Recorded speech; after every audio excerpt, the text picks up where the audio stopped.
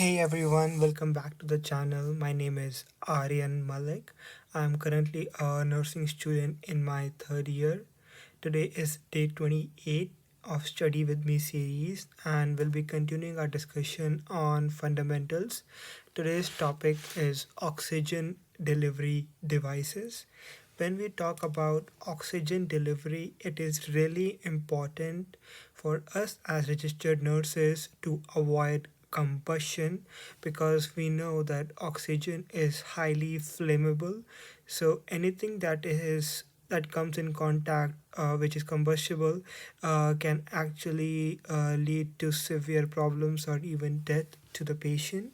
So, for example, one should institute no smoking around these devices, as the open flame can combust in the combination with oxygen.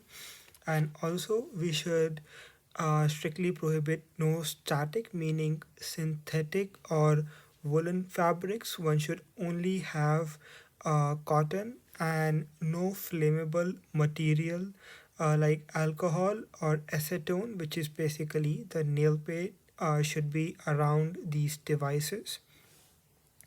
Now, let's talk about some of the devices that we use to deliver oxygen to the clients. First is nasal cannula. It is 1 to 6 liters per minute, and it distributes around 25 to 45% of oxygen. Its main use is for short term, when there is, like, when we need low oxygen after surgery, or for long term use, and in that case it can really dry out the mucous membranes in the nose, so we use it with the humidifier. The next is face masks. The first type of the face mask is simple face mask. They are 6 to 10 liters per minute, and they distribute around 40 to 60% oxygen. Sometimes the face mask is used in exchange with a partial rebreather or a non rebreather. For a partial rebreather, it is 6 to 10 liters per minute, and they distribute around 35 to 60% of oxygen. Um, the partial breather are different from non-rebreather, as they do not have the flutter valves which are present in non-rebreather or NRB. So non-rebreather are 10 to 15 liters per minute, and they are most oftenly used during medical emergencies, and they distribute anywhere around from 60 to 100% oxygen. One instance where they are used, which I can describe to you, is during carbon monoxide poisoning, since high oxygen delivered at around 15 liters per minute can really help tackle the carbon monoxide and the hypoxia that is occurring in the body. One thing to keep in mind is that the reservoir bag which is attached to these masks, if it is fully deflated on inspiration, meaning when we breathe in, one should always increase the oxygen flow. That's the indication. As a registered nurse, you should make sure to monitor the bag and the valve to make sure it is more than halfway full. Otherwise, it will be an indication that we need to deliver more oxygen. Now, some very important things to keep in mind. One should never open the flutter valves. These valves should always be closed to help move oxygen, to help more oxygen get in during inhalation, because if they are open it will lead to leak. Otherwise, it should always stay closed.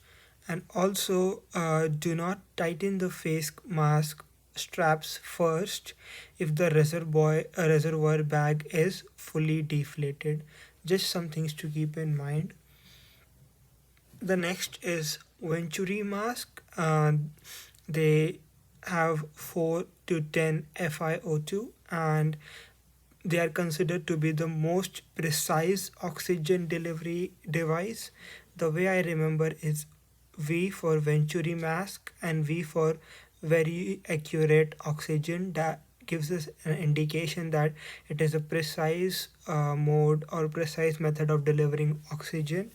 It is mainly used for clients who have unstable COPD and who cannot tolerate changes in oxygen concentration from other devices. The next is a face tent. It looks like, as its name is describing it, it is used for facial trauma and burns, and it is used for high humidification. The way I remember is F for face tent and F for face trauma. So face tent is used for face trauma. Now let's look at a question. Say a patient is recovering from surgery in the post-operative area, suddenly becomes confused, pulse ox reading show a drop from 98% to 90% on room air. What is the most appropriate intervention? Apply non-rebreather, apply simple face mask, apply nasal cannula, raise the head of the bed.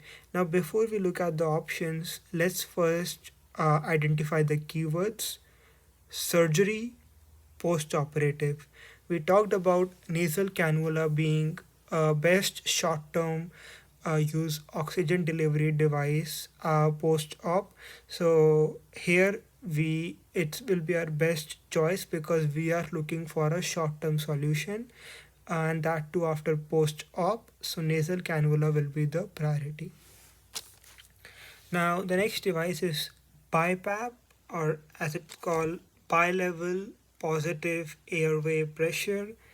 It's the last line oxygen defense before endotracheal intubation.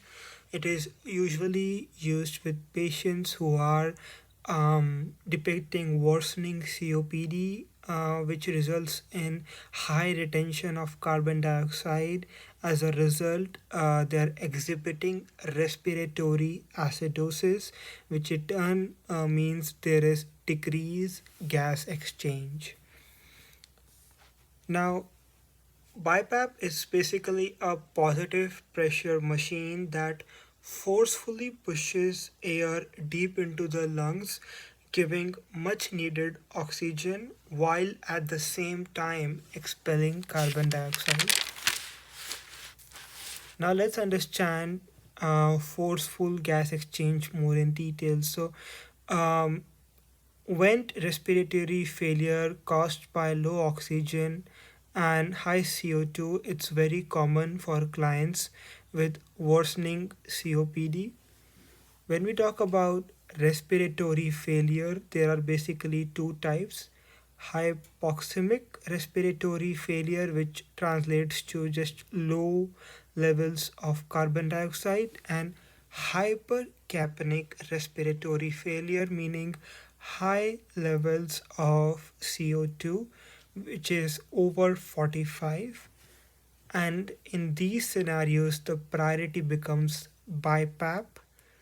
The way to remember it is hypercap, give, by, PAP. That's the acronym. Now, lastly, let's talk about intubation or endotracheal intubation. It's the ultimate solution to keep the airway patent. In this procedure, the tube is basically stuck into the trachea to ventilate the client manually. It is usually used during surgery to keep the airway open, and it is also considered to be the last line of defense for clients with compromised airway. For example, allergic reaction or post-thyroidectomy, where the clients have a soreness in their trachea, which in turn leads to obstruction of the airway. So we have to use the means of intubation for them. Now Let's understand the complications. So it can lead to VAP, which is ventilator associated pneumonia. And to avoid that, we as registered nurse should reposition the client side to side every 2 hours, as it will help in mobilizing the secretions. Also, following oral suctioning, we should provide client with oral care, in particular chlorhexidine every 2 hours. And when we have such clients, we monitor for positive sputum culture, chest x-ray showing new infiltrates, and fever. These all findings will indicate that there is an infection which will soon lead into ventilator associated pneumonia. That marks the end of this section. I hope you found this helpful. Please stay tuned for more videos that will be coming out in the future. Thanks for watching.